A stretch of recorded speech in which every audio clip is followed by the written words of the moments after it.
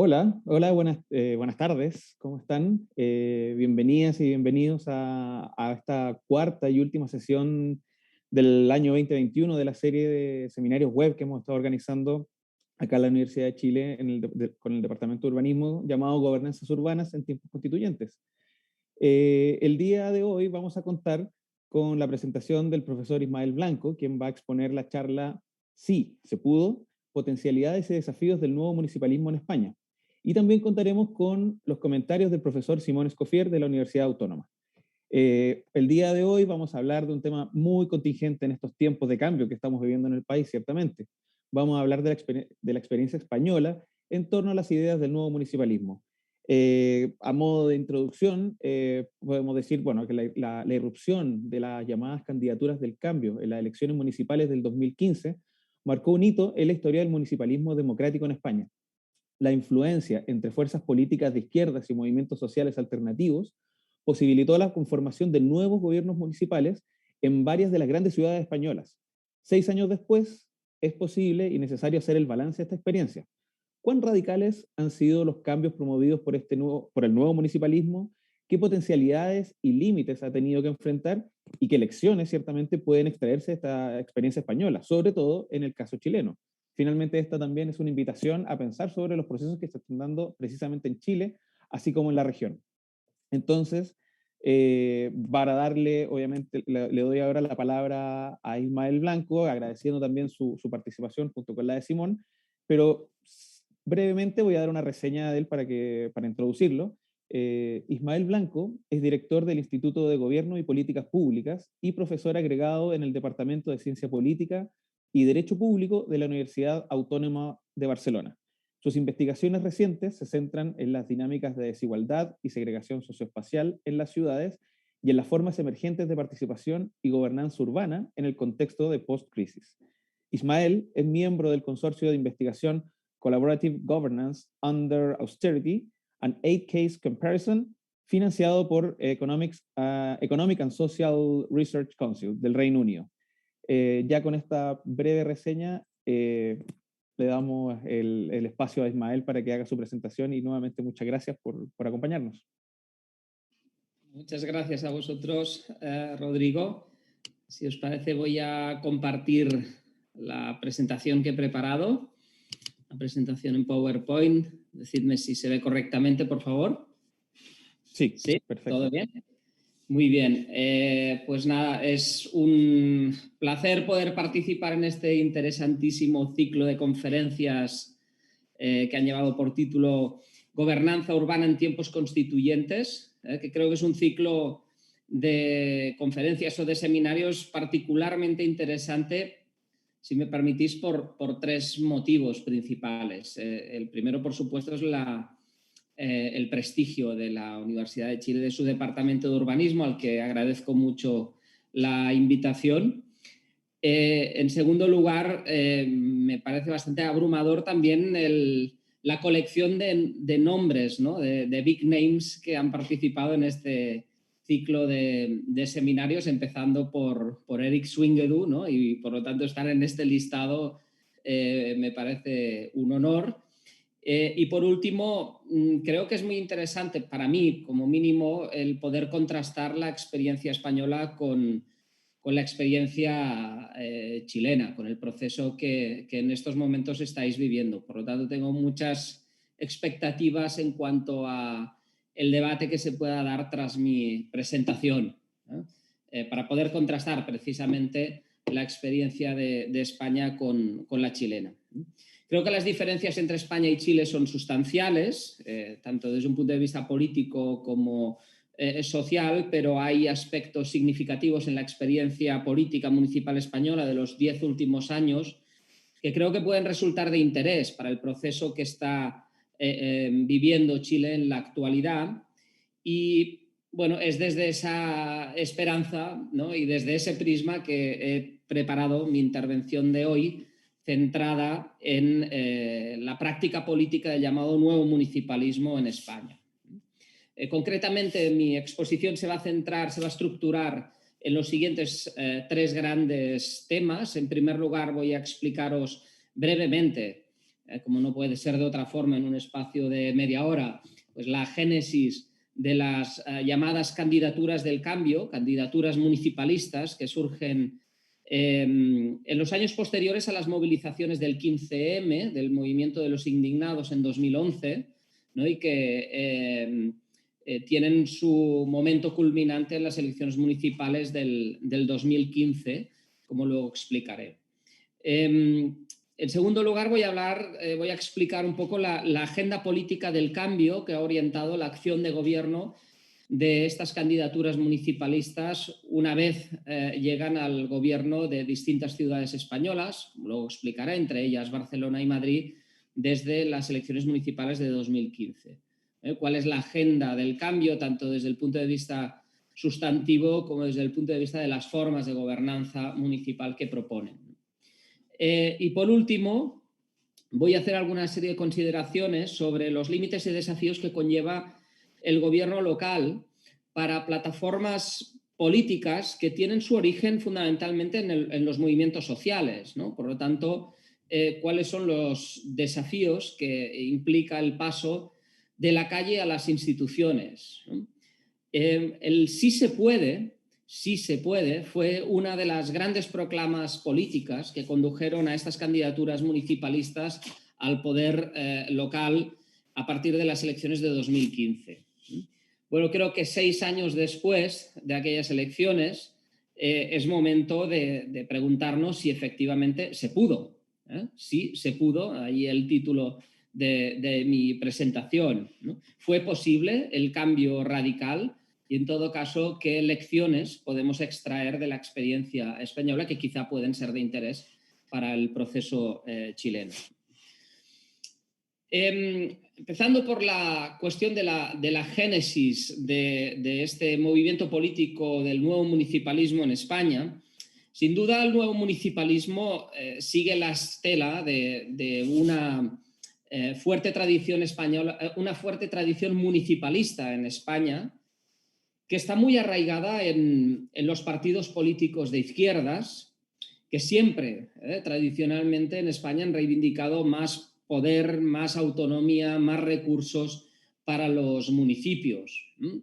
Esta es una tradición que, remontándonos muy allá en el tiempo, podríamos relacionar, por ejemplo, con la fuerte influencia del anarcosindicalismo, de su espíritu de descentralización, autogestión, ¿no? Fue muy importante en España durante el primer tercio del siglo XX, ¿no?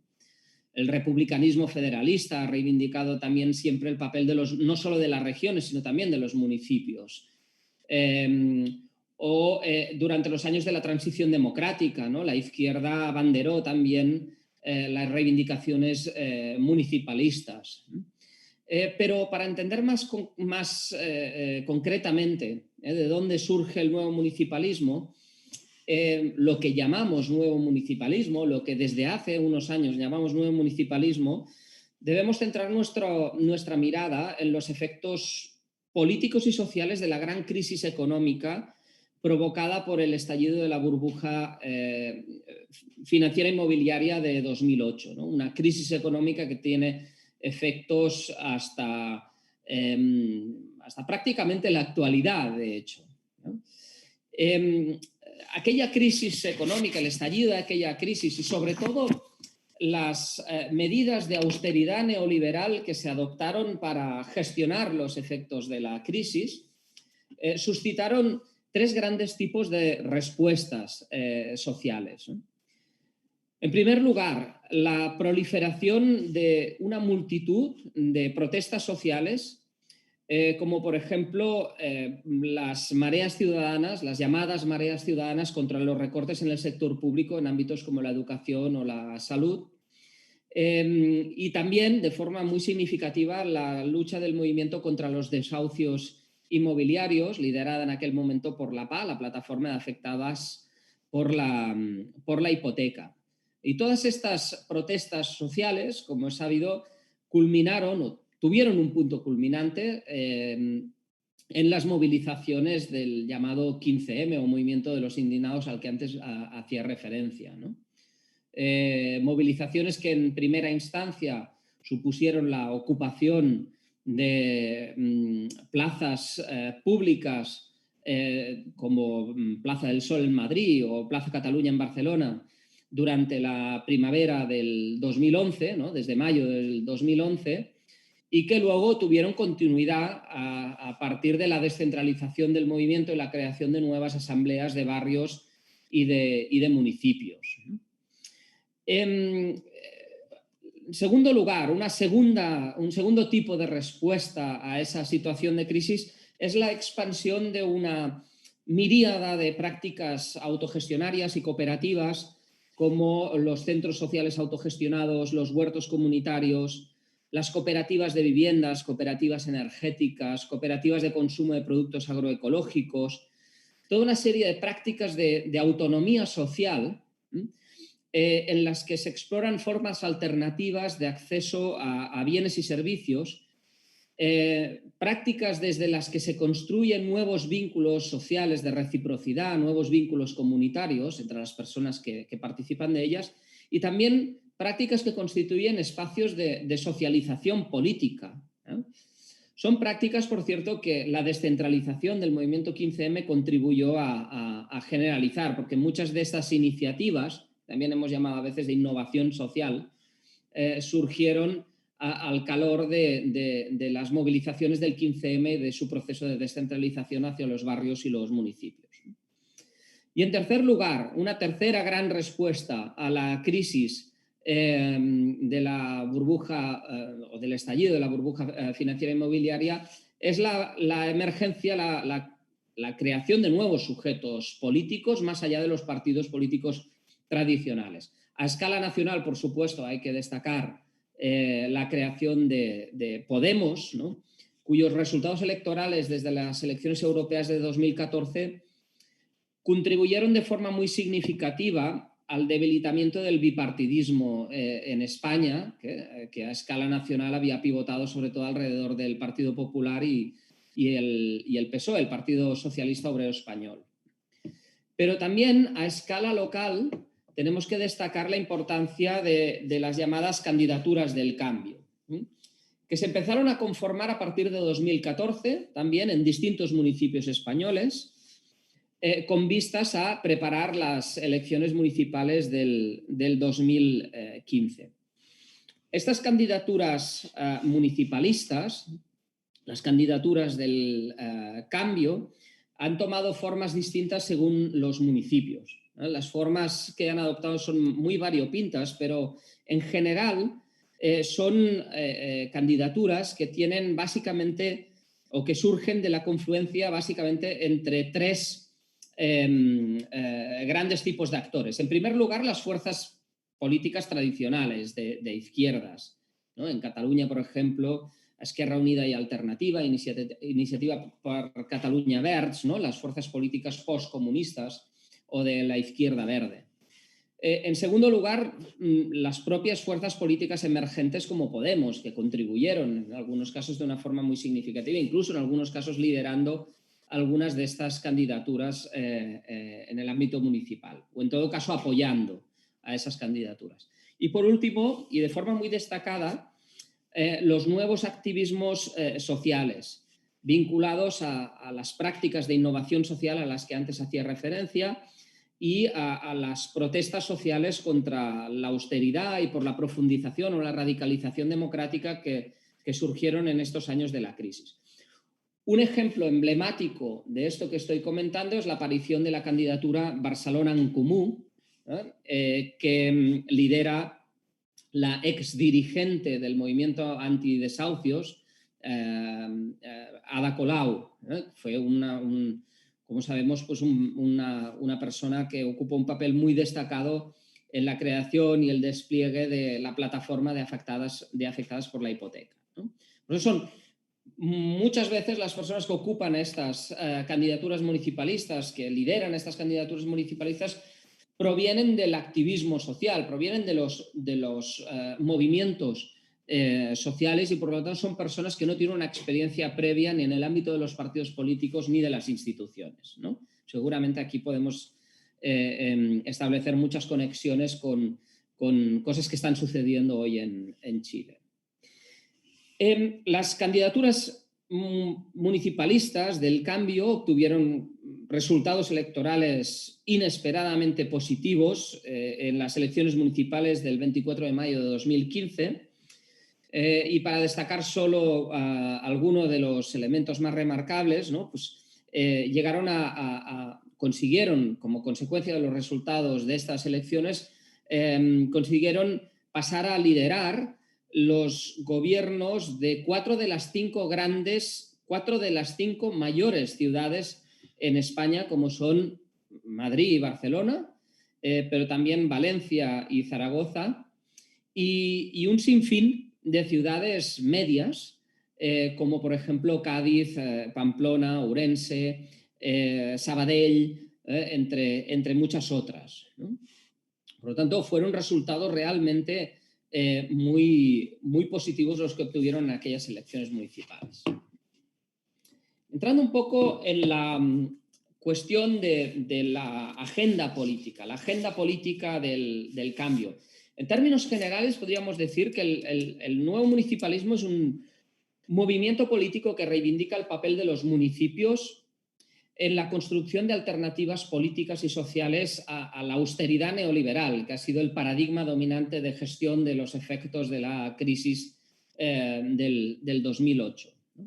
Es un movimiento que conlleva de entrada una apuesta por el fortalecimiento de la política local.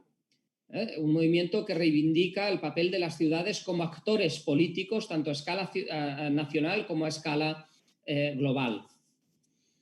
Es un movimiento que promueve valores progresistas, radicales, valores alternativos justamente a la austeridad neoliberal, que reivindica el papel de los gobiernos locales como abanderados de las políticas antagonistas a la austeridad neoliberal. Y por último, es un movimiento que también promueve y defiende y practica la radicalidad democrática a partir de nuevas prácticas de transparencia, de participación ciudadana, de coproducción público-comunitaria de servicios, de gestión comunitaria de servicios y de espacios o de equipamientos públicos. A todo ello me referiré con un poco más de detenimiento más tarde. En todo caso, se acaba concretando este nuevo movimiento en la aparición, como ya hemos visto, de nuevos sujetos políticos a nivel local, autónomos con respecto a las grandes fuerzas políticas de ámbito nacional, y también se acaba concretando en el diseño y el despliegue de una nueva agenda política. ¿Cuál es esa agenda política del cambio? Bien, la nueva agenda política es una agenda política que se presenta a sí misma a menudo como una agenda política por el derecho a la ciudad. Y es una agenda política que pone el énfasis en tres grandes ámbitos temáticos de actuación. La territorialización de los derechos sociales. Los derechos sociales tienen un carácter universal, pero tienen una fuerte expresión en lo local, y los gobiernos locales deben jugar un papel importante en su promoción y su defensa. En segundo lugar, el impulso de las economías de lo común, economías que vemos que tienen elementos de alternatividad con respecto al modelo capitalista neoliberal dominante. Y finalmente, la apuesta por una ecología urbana, ¿no? Una ecología que tiene a las ciudades como principal plataforma de cambio. Hablando de la territorialización de los derechos sociales, ¿no? Hay una apuesta, el nuevo municipalismo apuesta, por un lado, por políticas de redistribución, políticas que promueven la igualdad, a partir de estrategias de inclusión social de colectivos sociales vulnerables, como los sin techo, los refugiados, pero también a partir de políticas de transferencia, de nuevas políticas de transferencia de rentas. Y en este terreno tenemos que hablar también de la importancia que esta agenda municipalista concede a las políticas de reconocimiento de la diversidad a partir de, por ejemplo, políticas de reconocimiento y de promoción de la diversidad cultural, de la diversidad generacional y, por supuesto, también de la diversidad de género, ¿no? Aquí les pongo algunos ejemplos que no da tiempo de comentar extensamente de este tipo de políticas que se han desarrollado en Barcelona. Por ejemplo, ¿no? El BEMINCOM es un programa piloto de transferencia de rentas a un conjunto de familias residentes en los barrios más vulnerables de la ciudad de Barcelona, que se acompaña, esta política de transferencia de renta se acompaña de una serie de políticas activas en el ámbito de la promoción de la economía social y solidaria, la rehabilitación de la vivienda, la educación y la formación laboral y también la acción y la participación comunitaria.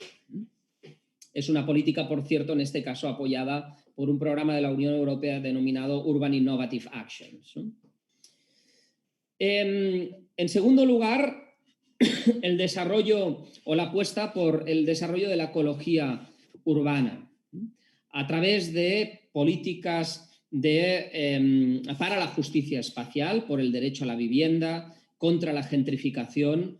Esto es especialmente importante, por supuesto, en ciudades como Barcelona, en su centro histórico o en el frente marítimo, y también políticas para la regeneración de barrios vulnerables. En este ámbito tenemos que destacar también la importancia de las políticas para la transición ecológica, de combate frente al cambio climático, contra el calentamiento global, y las políticas para una nueva movilidad, una movilidad más sostenible, ¿no? Podríamos destacar como ejemplo de este tipo de políticas de ecología urbana en Barcelona el Plan de Barrios de Barcelona, que supuso una inversión de más de 150 millones de euros en 4 años para la transformación de los barrios más vulnerables de la ciudad, o el caso de las supermanzanas, como un como un ejemplo paradigmático de estas nuevas políticas por una movilidad sostenible. Son políticas de pacificación del tráfico o incluso de eliminación del tráfico de vehículos privados, con el objetivo de recuperar nuevos espacios para los peatones y para la vida social y comunitaria en los barrios.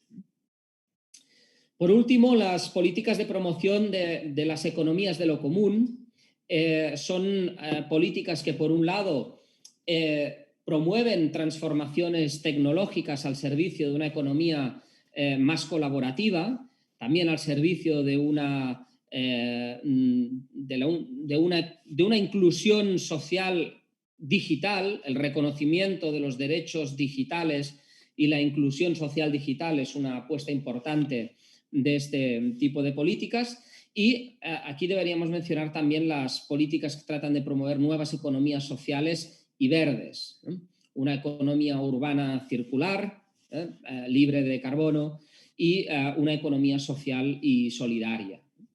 La promoción de una nueva moneda social REC en Barcelona, por ejemplo, o la apuesta por una red de cooperativas locales, el apoyo a esa red existente de cooperativas locales en Barcelona a través de Coópolis, pues serían 2 ejemplos que podríamos mencionar también del caso de Barcelona.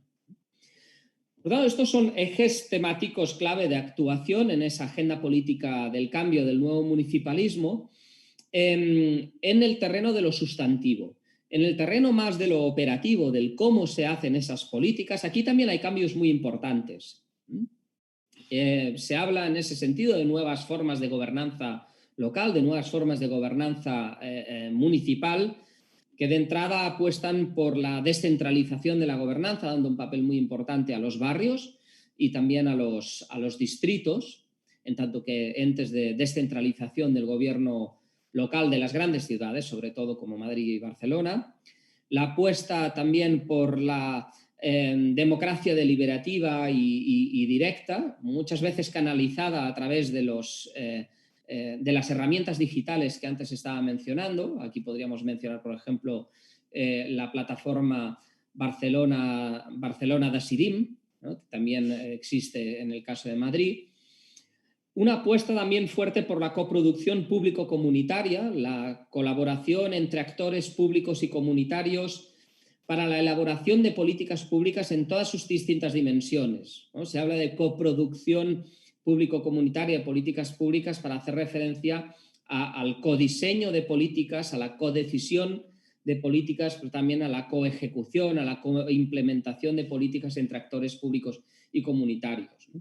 Y se enfatiza mucho en esta idea de la colaboración público-comunitaria precisamente para remarcar la posibilidad y la necesidad de alternativas a la tan manida cooperación público-privada en la que ha puesto el acento la agenda neoliberal.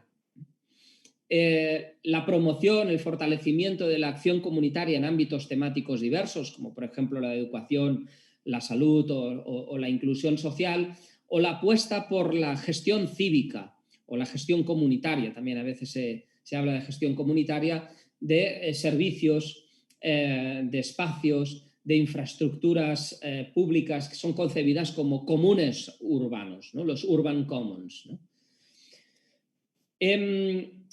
Bien, toda esta agenda política, el despliegue de toda esta agenda política del cambio, tanto en lo sustantivo como en lo operativo, ha tenido que enfrentar toda una serie de límites y de desafíos a lo largo de estos últimos años.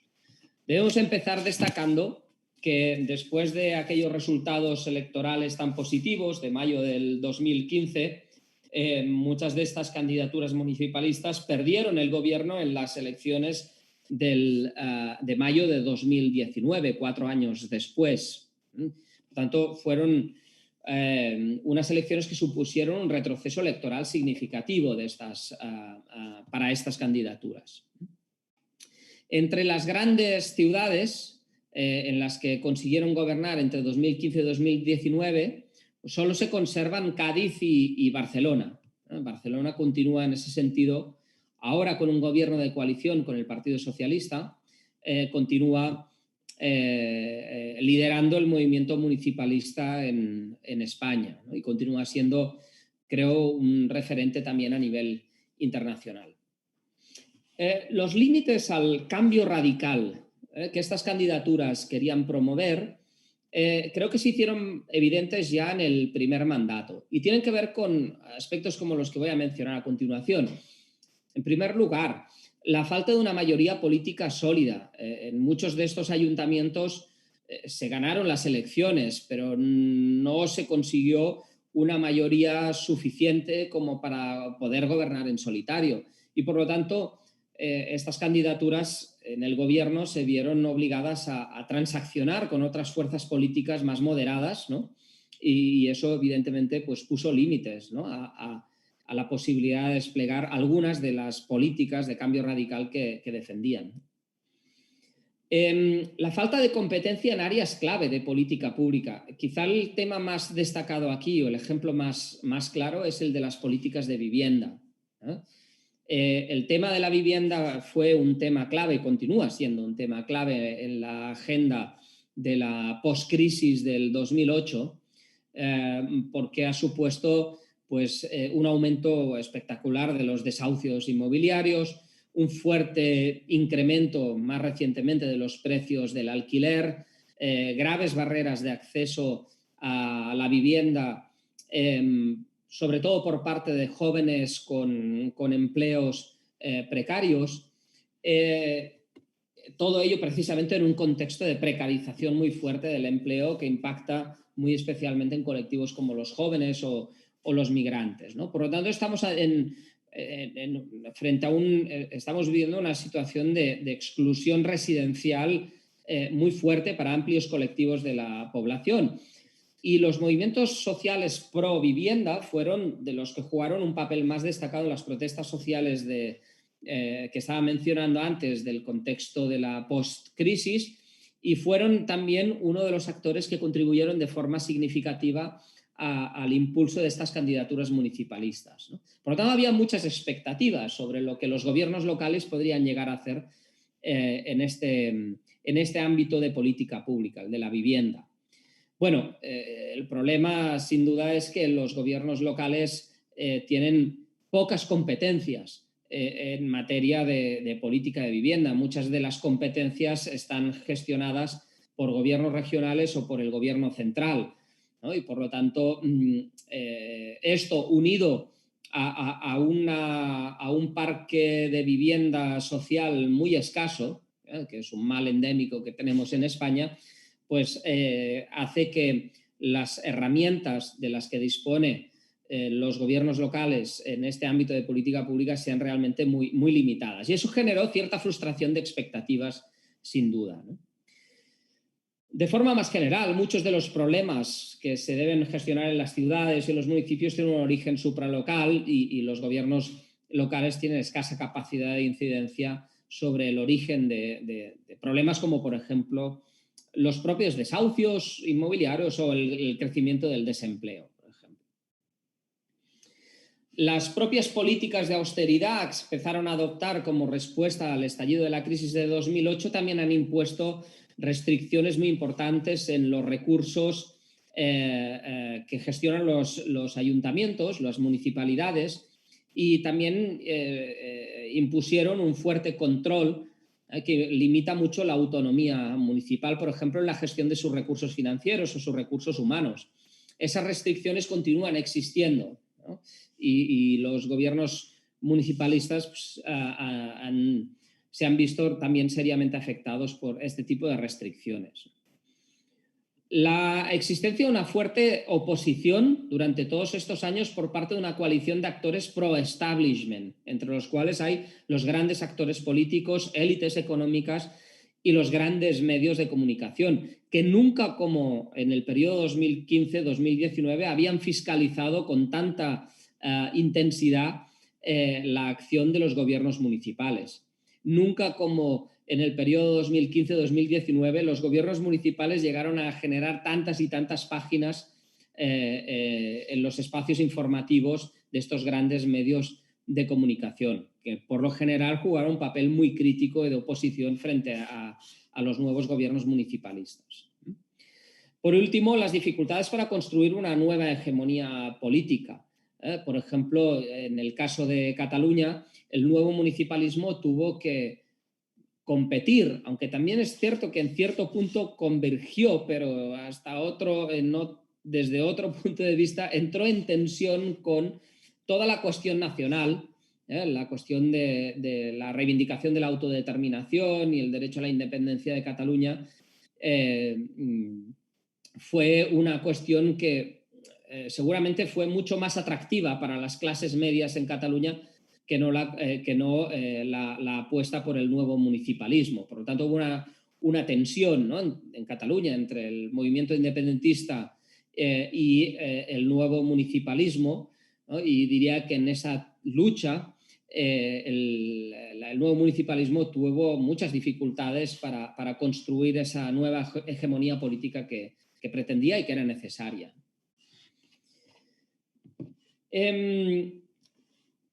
Sin duda, y a pesar de esto, los gobiernos locales tienen recursos, ¿no? para gestionar algunos de los límites y de los obstáculos que acabo de mencionar, ¿no? Utilizan distintos tipos de estrategias para lidiar con esas dificultades. Por ejemplo, la maximización de recursos institucionales clave que están a disposición de los gobiernos locales y sobre todo de las grandes ciudades. Aquí debo destacar la heterogeneidad de experiencias según los casos, ¿no? Las grandes ciudades son un caso aparte, pero son un caso muy significativo porque lideran ese movimiento municipalista. Y esas grandes ciudades, como Madrid o Barcelona, disponen de una serie de competencias y de recursos especiales que les reconoce el marco legal y que les permiten intervenir en ámbitos de política pública como educación, salud o incluso le reconocen algunas competencias en vivienda que no se reconocen a otro tipo de municipios menores. El liderazgo político ha sido otro recurso clave del nuevo municipalismo, un liderazgo político carismático y también fuertemente feminizado. La figura de Manuela Carmena en Madrid y sobre todo de Ada Colau en Barcelona creo que han jugado un papel muy importante, ¿no? en el impulso político del nuevo municipalismo, o en la posibilidad de la reedición de una victoria electoral en el caso de Barcelona. La construcción de alianzas políticas con los movimientos sociales. Con los movimientos sociales se coproducen políticas, pero también se va de la mano, gobiernos locales y movimientos sociales van de la mano muy a menudo para presionar y para plantear reivindicaciones a niveles superiores de gobierno, a nivel regional, a nivel estatal. Es en ese sentido que decía que las ciudades se están convirtiendo en actores políticos. Para ser un actor político sólido a escala nacional, incluso global, es necesario construir ese tipo de alianzas entre gobiernos locales y movimientos sociales en las ciudades. Y ir de la mano en ciertas reivindicaciones y en ciertas demandas. Precisamente, ¿no?, la confrontación y la presión sobre otros niveles de gobierno y sobre otros actores internacionales también creo que es una estrategia clave que ha utilizado el nuevo municipalismo para avanzar en sus demandas. Quizá no tienen competencias, pero sí tienen incumbencias, ¿no? Y cuando algo les incumbe, a pesar de no tener competencias, las ciudades y los gobiernos locales pueden hacer presión política sobre otros niveles de gobierno y sobre otros actores internacionales. Aquí estoy pensando, por ejemplo, en la lucha que mantuvieron el Ayuntamiento de Barcelona con una plataforma como Airbnb para el control de la expansión de los apartamentos turísticos en la ciudad. Y por último, la construcción de un municipalismo que necesariamente debe ser supralocal e internacionalista, ¿no? El nuevo municipalismo no debe quedarse solo en el terreno de lo local, ¿no? Debe tener una perspectiva global y debe tejer redes de alcance internacional, ¿no? Y eso es lo que ha hecho, por ejemplo, de forma muy activa el Ayuntamiento de Barcelona, a partir de su participación en distintos tipos de redes y de foros internacionales, o del liderazgo de algunas de estas redes, como por ejemplo la de Fearless Cities, ¿no?, las ciudades sin miedo. Algunos desafíos, y voy a terminar aquí.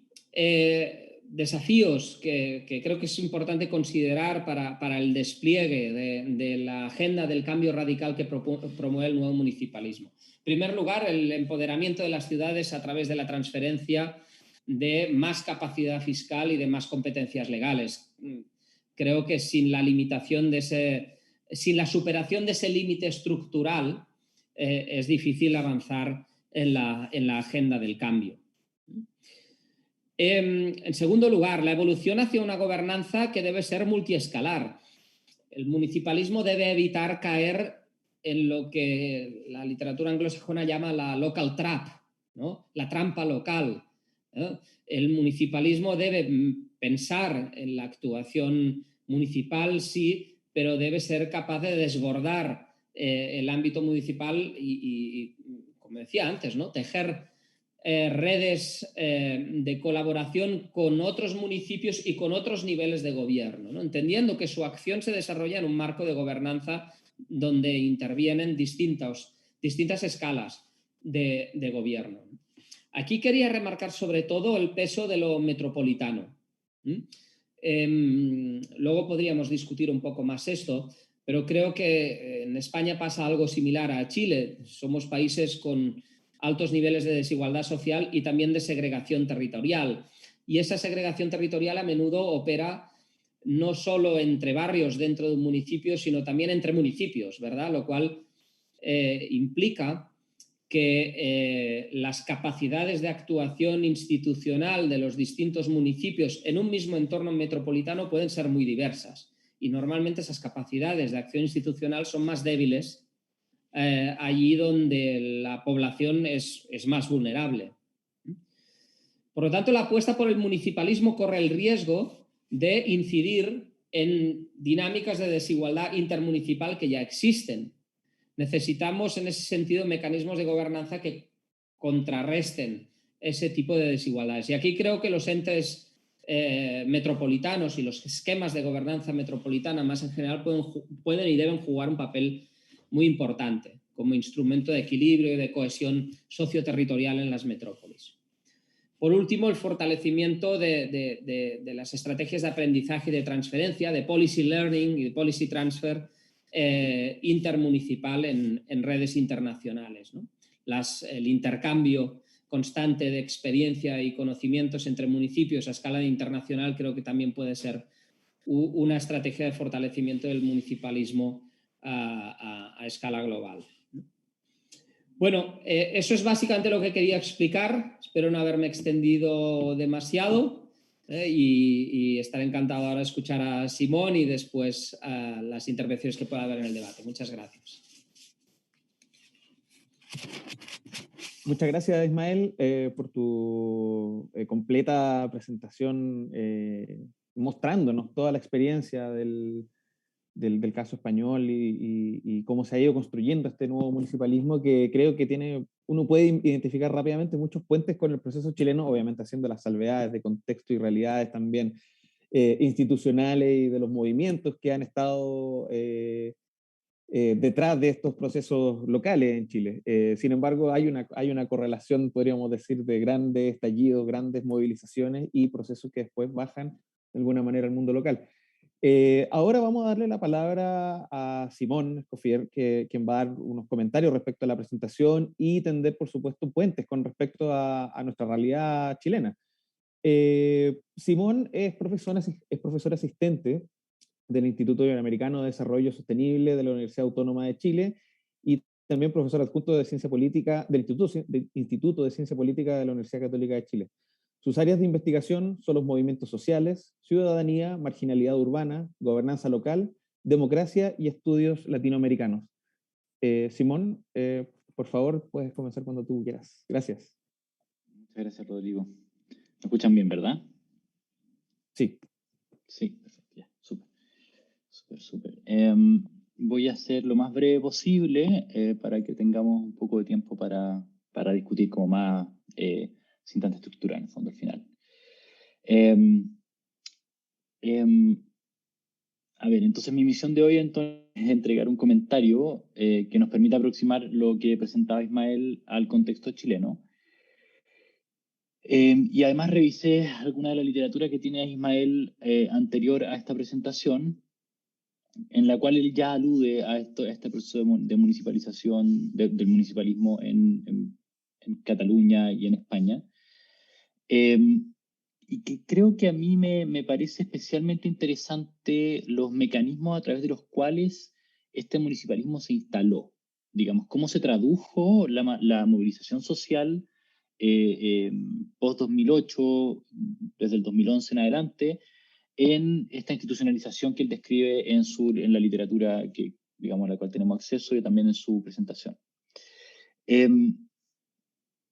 Y quisiera plantear que, claro, Chile tiene conexiones, tiene similitudes, pero también Chile podría ser un caso un poco como para testear la teoría, digamos así. Porque las condiciones que plantea Ismael con sus colaboradores, por lo menos en el artículo que revisé, que está creo que en Urban Affairs, creo que se aplica en el caso chileno, pero Chile no describe un desarrollo similar al de Barcelona.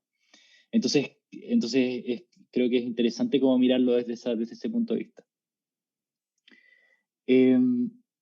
Entonces el trabajo de Ismael muestra cómo el urbanismo de austeridad, que genera condiciones socioeconómicas que fortalecen los esfuerzos de resistencia entre la sociedad civil, y todo esto él lo llama neoliberalización, y para que esto suceda, digamos, para que estas resistencias se puedan fortalecer, tienen que haber sujetos ya instalados, capaces de politizar los problemas sociales y demostrar a las clases populares y también a la clase media cómo la austeridad promueve su vulnerabilidad. Entonces, en el fondo, la austeridad, la condición de austeridad, que básicamente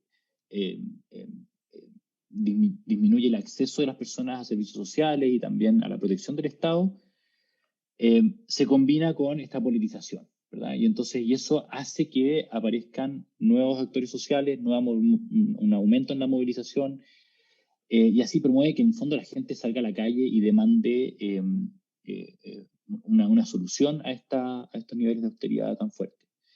América Latina debería ser un ejemplo a lo mejor mundial del problema de la austeridad y cómo la austeridad ha promovido la movilización social. O sea, es así como paradigmático, ¿no? Después de un par de décadas, entre el 50 y el 70, en que los gobiernos a lo largo de América Latina, uno podría como generalizar de esta manera, promovieron un conjunto de sistemas de seguridad social. Después, en los años 80, los gobiernos más bien tienden a desarticular todo eso. Y ahí aparece toda esta idea del Consenso de Washington. Y además también, tal como lo estudia, por ejemplo, Almeida y otros académicos de los movimientos sociales, hablan de que esta erosión de los mecanismos de protección social viene desde afuera, ¿no? Como que está instalada en América Latina a propósito de la globalización, porque hay agencias de préstamo internacional, como el Fondo Monetario Internacional, como el Banco Mundial, que condicionan sus aportes a la implementación de políticas domésticas que sean económicamente liberales y también promercado, y también a la disminución del gasto en servicios públicos y subsidios. Entonces, mientras más deuda, en el fondo más austeridad y por lo tanto, como consecuencia también más movilización social. Eso es lo que describe la investigación al respecto en América Latina. También están los tratados de libre comercio en América Latina, que han ido firmando los países con la Comunidad Europea, con Estados Unidos, con China especialmente, digamos, como los grandes, así como, digamos, contrapartes de los tratados de libre comercio, y que también juegan un rol en erosionar la autonomía económica de los países y en disminuir la capacidad productiva de las comunidades, y por lo tanto también en promover la austeridad.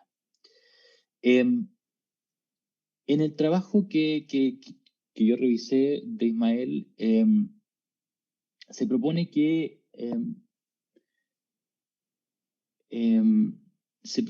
la reacción política frente a esta austeridad sucede de tres maneras. Entonces, primero, hay episodios de protesta, de fuerte protesta, de aumento de la protesta, después espacios de autonomía y también la emergencia de nuevos actores políticos y electorales, que es un poco, que es a lo mejor con otras palabras, pero es lo que él recién nos estaba presentando.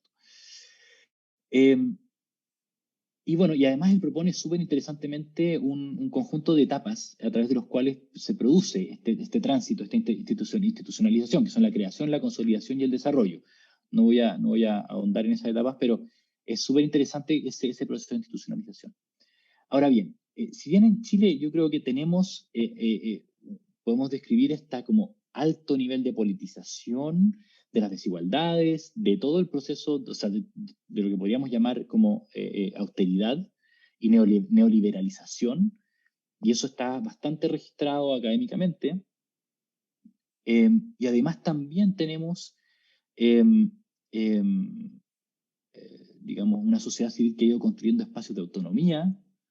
Tenemos también nuevos actores sociales, nuevos actores políticos, nuevos partidos que se crearon a propósito de movimientos sociales.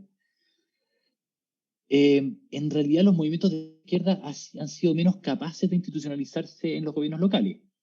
Tenemos gobiernos locales que tienen un conjunto de iniciativas novedosas, interesantes y de izquierda, pero que eso provenga exactamente de los movimientos sociales no está claro. Entonces, claro, han sido influidos por movimientos sociales, pero que sea una institucionalización del movimiento social creo que es diferente, y eso no ha sucedido exactamente en Chile. Entonces, por ejemplo, tenemos iniciativas municipales bien novedosas que han tenido, que, como les decía yo, han tenido un origen como no necesariamente en la paz, sino que más bien un origen partidario, digamos, partidario, digamos, de partido político. Un caso especial podría ser, por ejemplo, el caso de Renca, donde se instala ahí Claudio Castro, que tiene una orientación de izquierda bastante novedosa, sobre todo porque ha logrado colaboraciones público-privadas que son bien pragmáticas, mucha cercanía con las personas, y que incorpora realmente muy fuertemente la idea de participación social, y entonces creo que calza bastante con estas ideas del nuevo municipalismo. Él además, durante el estallido, demostró mucho compromiso con los derechos humanos, y eso le garantizó mucha cercanía con las personas que estaban en ese momento protestando. Él dejó la Democracia Cristiana, que es un partido de centro en Chile, no es un partido realmente de izquierda, porque pareciera ser que él hizo un vuelco personal hacia la izquierda, mucho más fuerte y mucho más hacia la comunidad. Eh, Eso. Y tiene, bueno, como les decía, una perspectiva súper participativa y que yo creo que además ha demostrado tener un compromiso con las dinámicas de base propiamente tales, confiar en las personas, entender que los problemas que las personas tienen no pasan por la burocracia o por las instituciones, y entonces él como que ha logrado traducir esas cosas. Implementaron, por ejemplo, una cosa que se llama La Fábrica, que es un banco de innovación que en el fondo conecta a universidades extranjeras, chilenas, con la sociedad civil, con redes de emprendedores locales, con financistas como Juan Sutil, digamos que es súper controversial en Chile, y más las agencias municipales. Entonces, como que han podido implementar un conjunto de iniciativas que no son solamente las típicas iniciativas como digamos, de emprendimiento local, sino que además, por ejemplo, entregan capacitaciones para mujeres que hacen recorridos por el barrio para poder ver qué lugares se sienten más inseguros y qué cosas hay que cambiar, por ejemplo. O están implementando ahora una iniciativa que se llama, no sé si se llama exactamente así, pero básicamente consiste en una flota de mujeres de seguridad pública, o sea, a través de la cual las mujeres de la comuna son capacitadas en sistemas de apoyo ante la violencia, y lo que hacen es patrullar la comuna para proteger a mujeres de violencia, especialmente violencia intrafamiliar, y también reciben solicitudes de apoyo a través de un número telefónico que implementó la municipalidad, por ejemplo. Entonces, estas son iniciativas obviamente muchísimo más pequeñas, mucho menos mancomunadas que las que tú describías, Ismael, pero que yo creo que podrían caracterizarse como algo así como un inicio o un proto-municipalismo en Chile, y que creo que no emergen exactamente de los mismos factores que tú describes en tu trabajo. Entonces podría ser, creo, algo interesante que estudiar. Ahora, más allá de eso, yo estoy hace ya casi una década haciendo trabajo de campo en sectores populares, en poblaciones que se llaman en Chile como en barrios vulnerables, digamos, en Chile. Y ahí en La Hormida hay un grupo que se llama el Movimiento Independiente Vecinal, con el cual yo empecé a trabajar el 2019, después del estallido social, y ellos se dieron cuenta que el estallido abrió una ventana de oportunidad política súper fuerte para iniciativas novedosas, diferentes de izquierda. Entonces ellos decidieron hacer una candidatura. Esto es una organización pequeña de 12, 15 personas en un barrio, decidieron hacer una candidatura a concejal. Que eso es básicamente una persona que pertenece al consejo municipal. Aquí las municipalidades abarcan territorios más pequeños, no una ciudad completa, sino que más bien 150, 250, hasta 450, 500 mil personas, en el caso más extremo, más grande. Y el Consejo Municipal tiene pocas facultades en realidad. Entonces, este grupo no tuvo que tener una agenda muy clara, una propuesta muy detallada respecto de qué es lo que quería implementar, sino que más bien el Consejo Municipal tiende a controlar el trabajo del alcalde y a proponer algunas cosas básicas, nuevas, pequeñas, pero en realidad puede bloquear algunas de las cosas del alcalde, pero en realidad no tiene grandes potestades.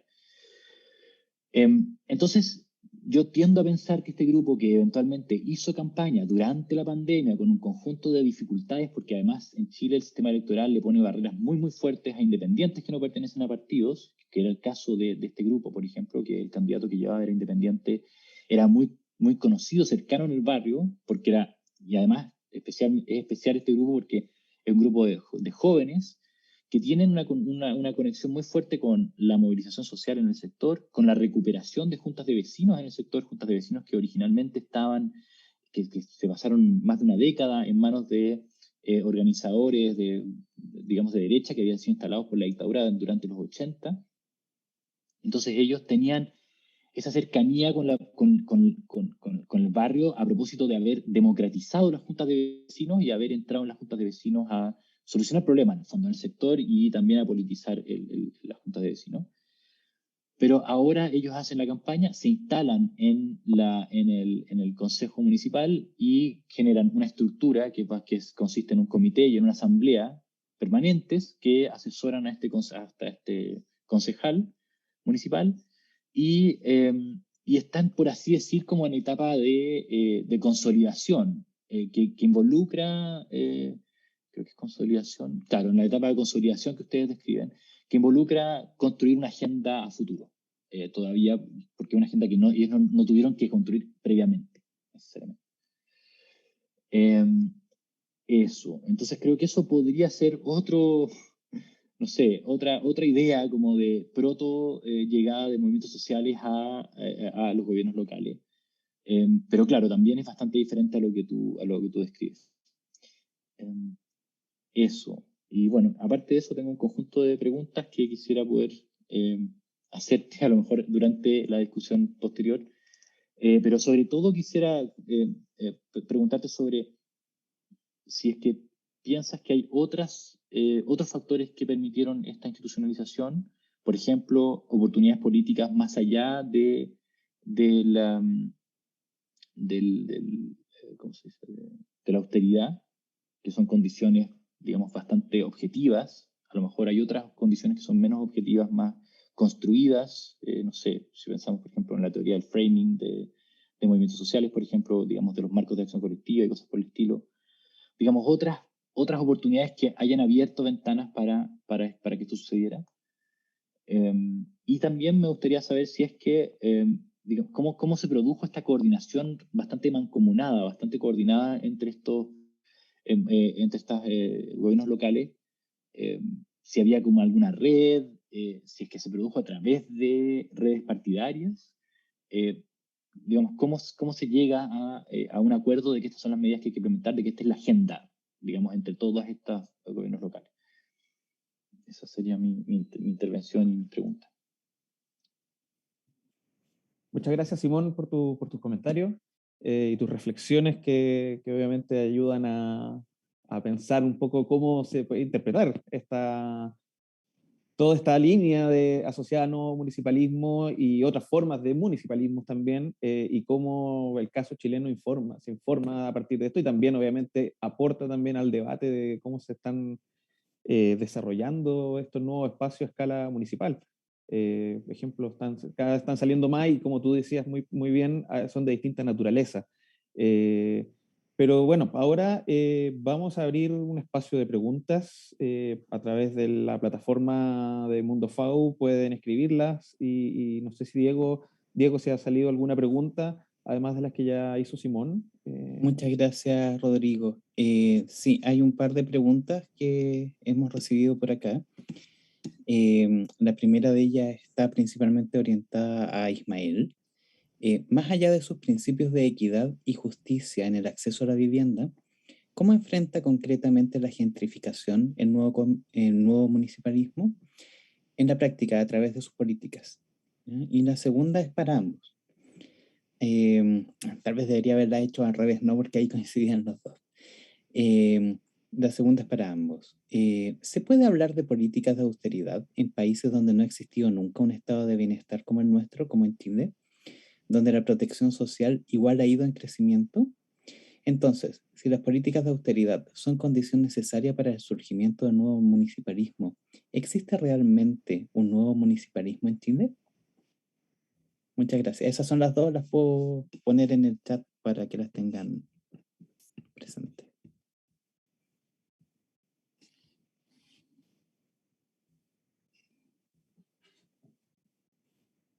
¿Partes tú, Ismael, o Simón? No sé. Como queráis. Yo creo que tú, Ismael, a lo mejor. De acuerdo. Vale. Tratando de responder tanto a las preguntas que ahora ha formulado o ha transmitido Diego como a las de Simón. De hecho, la respuesta a la pregunta de Simón sobre qué otros factores permitieron quizá la institucionalización, entiendo que Simón me preguntaba si hay otros factores más allá de unas condiciones estructurales como las de la crisis y las políticas de austeridad como respuesta, ¿no? Y mencionaba como ejemplo las teorías del framing, ¿no? Y de los que viene de la literatura de los movimientos sociales. Claro, de hecho, digo, la respuesta a esta pregunta está relacionada también con la cuestión de la austeridad que ahora estaba comentando Diego. Yo creo que la cuestión clave no es ni por un lado, o sea, no podemos pensar que este tipo de movimientos surgen solo como consecuencia de liderazgos y discursos, como tampoco podemos pensar que surgen solo como la respuesta automática a unas condiciones estructurales de crisis y de austeridad. Yo creo que para entender el surgimiento de estos movimientos, de este tipo de movimiento municipalista como el que he explicado en el caso de España, debemos pensar en la interacción entre ambos tipos de factores, ¿no? Precisamente por eso hablo de la politización de las condiciones de crisis y de austeridad, ¿no? Es decir, las condiciones de crisis y de austeridad son necesarias. Seguramente sin una situación de crisis tan intensa como la que hemos vivido en España a partir de 2008, es difícil que hubieran surgido todas las movilizaciones sociales que luego dieron pie a la aparición de estas candidaturas municipalistas, ¿no? Las protestas sociales, las prácticas de autonomía social, finalmente la creación de nuevos sujetos políticos y electorales tienen mucho que ver con la profundidad de la crisis económica y con la gravedad de las políticas de austeridad que se adoptan como respuesta y que vienen impuestas, por cierto, desde la Unión Europea a través de los gobiernos centrales, ¿no? Generando una sensación en la gente de que no hay alternativa, ¿no? Y eso hace reaccionar, hace salir a las calles, hace que la gente se movilice. Por lo tanto, la profundidad y la gravedad de la crisis y de las medidas de austeridad como respuesta son condición necesaria, pero no suficiente para la aparición de este tipo de movimientos. Necesitamos a sujetos políticos que interpreten y que politicen, que creen conciencia de la existencia de alternativas, ¿no? Y ahí es donde yo creo que juegan un papel muy importante movimientos sociales como, por ejemplo, la PA, ¿no? la plataforma de afectados por la hipoteca, o las mareas ciudadanas, ¿no? contra los recortes. Muchas veces movimientos basados en liderazgos muy carismáticos que juegan un papel muy importante. Es difícil entender, por ejemplo, la fuerza de Barcelona en Comú sin hacer referencia a la potencia del liderazgo de Ada Colau. Un nuevo tipo de liderazgo, mucho más femenino, mucho más horizontal, mucho más dialogante, mucho menos jerárquico que los tradicionales, que los convencionales, ¿no?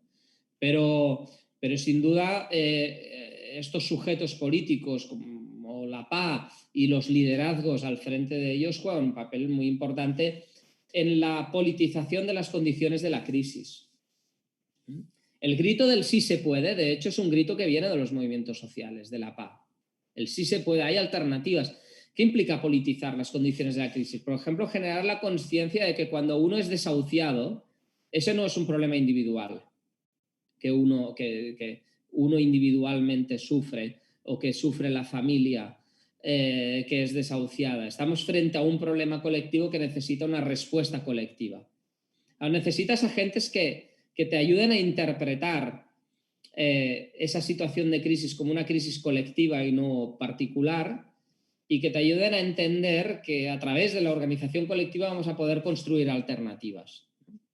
Entonces, los discursos y los liderazgos y la organización social y comunitaria, sobre todo de los movimientos sociales, juegan aquí un papel muy importante, ¿no? Es la combinación entre ambos, en definitiva, lo que creo que ayuda a que este tipo de movimientos aparezcan, ¿no? Había una pregunta más concreta sobre el tema de la gentrificación. En Barcelona el tema de la gentrificación tiene que ver, sin duda, y también en Madrid, con la condición de capitalidad, con el hecho de ser grandes ciudades de alcance global. En el caso concreto de Barcelona, donde esa gentrificación es especialmente grave, sobre todo en el centro histórico y en el frente marítimo, tiene mucho que ver también con las dinámicas de turistificación de la ciudad. Y con el aterrizaje en la ciudad de las economías de plataforma como Airbnb, ¿no? Que cambian radicalmente el modelo de oferta turística en la ciudad. Bueno, las medidas de contención de la gentrificación, por lo tanto, han ido muy orientadas a poner límites, a acotar esa creciente turistificación, sobre todo del parque residencial, ¿no? Por ejemplo, imponiendo límites y controles mucho más estrictos a Airbnb, ¿no? Evitando la construcción de nuevos alojamientos turísticos en zonas que ya están sobredotadas de este tipo de alojamientos, como en el centro histórico, ¿no?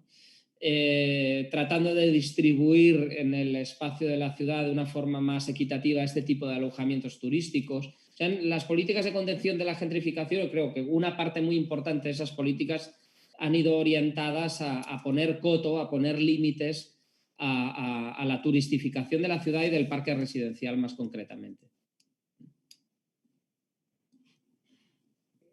Muchas gracias, Ismael. Muchas gracias. Solamente un comentario. Bueno, Simón, por motivos de fuerza mayor, tuvo que retirarse de esta sesión. Por supuesto que le damos las gracias por su participación. No sé si hay más preguntas, porque yo en realidad tengo una que quisiera aprovechar de hacerla, ya que estamos acá en este espacio. No por escrito, no sé si alguien quiere hablar, pero adelante, profesor. Ya, muchas gracias, Diego.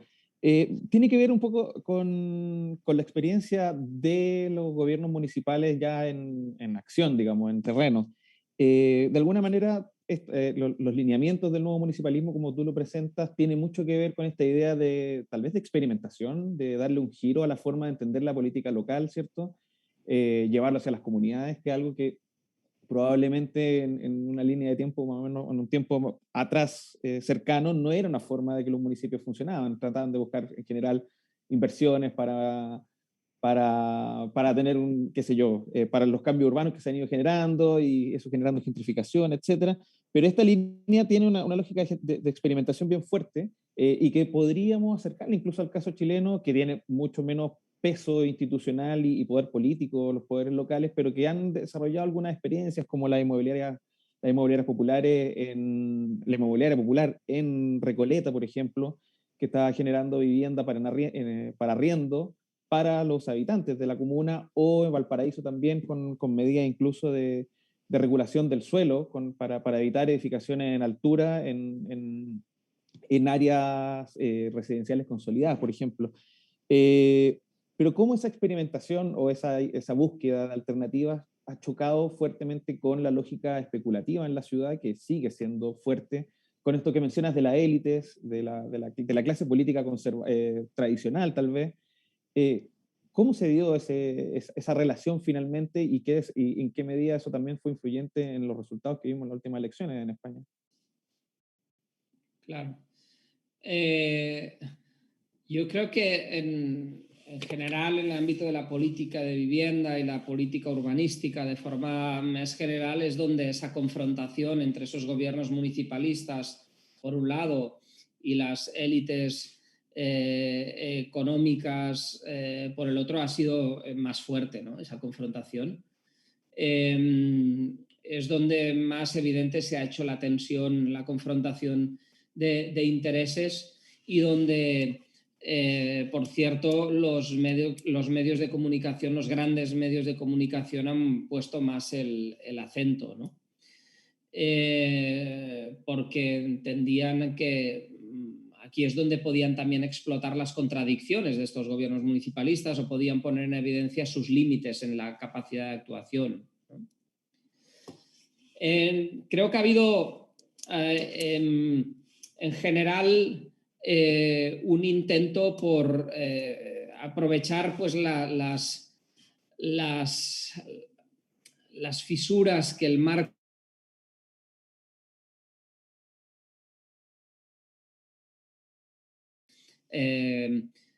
control de la actividad de Airbnb en el parque residencial. Pues el poco margen legal de intervención que tiene aquí el ayuntamiento, pues lo ha ejercido con toda la fuerza que ha podido, ¿no? En la medida que ha podido el Ayuntamiento de Barcelona, pues también, y muchos otros ayuntamientos municipalistas han jugado un papel de intermediación entre los afectados por los desahucios y las entidades bancarias que estaban planteando las denuncias. En la medida que han podido, a través de sus servicios sociales, han jugado un papel importante, por cierto, de realojo de las familias afectadas por los desahucios en el escaso parque de vivienda social que tienen los ayuntamientos, ¿no? En fin, han ido, por un lado, aprovechando el escaso margen de maniobra que les da el marco competencial y de recursos para llevar a cabo acciones en ese ámbito. Pero sobre todo yo creo que donde más han puesto el acento es en la idea de que los gobiernos locales tienen que actuar en representación de los intereses sociales de los ciudadanos y ciudadanas que viven en el municipio. Y por lo tanto, quizá no pueden intervenir directamente sobre ciertos temas, pero en cambio sí que pueden jugar un papel de lobby y de presión sobre otros niveles de gobierno. Y ahí es donde creo que la combinación, por un lado, de unos liderazgos carismáticos muy fuertes, como el de Ada Colau en Barcelona, junto con la alianza con los movimientos sociales, la plataforma de afectados por la hipoteca o el sindicato de inquilinos o de inquilinas, que representa a las personas que viven en régimen de alquiler, ¿no? Donde hay toda una problemática también muy grave en Barcelona, pues esa alianza con los movimientos sociales ha permitido que las ciudades se puedan presentar como un actor político en debates de política pública que se producen en una escala supralocal, pero donde tienen cada vez más influencia. Por ejemplo, todo el tema de la regulación de los precios de la vivienda, de la posibilidad de intervenir en la regulación del mercado del alquiler, ¿no? Imponiendo límites al crecimiento de precios. En ese debate los ayuntamientos tienen muy poco margen de intervención porque es algo que escapa claramente de sus competencias, pero en cambio es un tema que los ayuntamientos han puesto en la agenda del debate político nacional, junto con los movimientos sociales. Y ahí están actuando muy mano a mano para colocar ese tema en la agenda y forzar a otros niveles de gobierno a tomar las medidas necesarias en ese campo, ¿no? No sé si respondo en parte a lo que estabas planteando, Rodrigo. Sí, sí, sin duda. Queda súper clara tu respuesta. Muchas gracias. No sé si hay alguna otra una pregunta o ya podemos también empezar a ver el cierre de esta jornada. No sé que haya una pregunta o un comentario, Diego. Gracias, profesor. No, nada por acá, ni en Facebook, ni en Zoom. Perfecto. Y bueno, creo que también el desarrollo de las respuestas fue bastante contundente como para seguir elaborando sobre aquella. Muchas gracias. Bueno, entonces vamos a dar el cierre a esta última edición del ciclo Gobernanza Urbana en Tiempos Constituyentes y agradecer nuevamente a Ismael por su súper interesante presentación y su elaboración a partir de las preguntas que surgieron del tema que estamos abordando el día de hoy. Y por supuesto, muchas gracias a Simón, que en este momento no está, pero obviamente le agradecemos su participación y sus muy interesantes comentarios. Simplemente despedirnos. Muchas gracias, Ismael. No sé si quieres decir algo de despedida o... No, por supuesto, agradecer la invitación y nada, pues expresar también la voluntad de que podamos seguir colaborando o intercambiando, ¿no?, alrededor de estos temas que tenemos de interés común. Muchas gracias. Sin dudas. Bueno, nos estamos viendo entonces, que estén muy bien. Bueno, que tengan un buen fin de año, ya que esta es la última sesión del año precisamente, así que nos estamos viendo y que estén muy bien. Felicitaciones, éxito. Chao, chao. Chao, chao. Chao.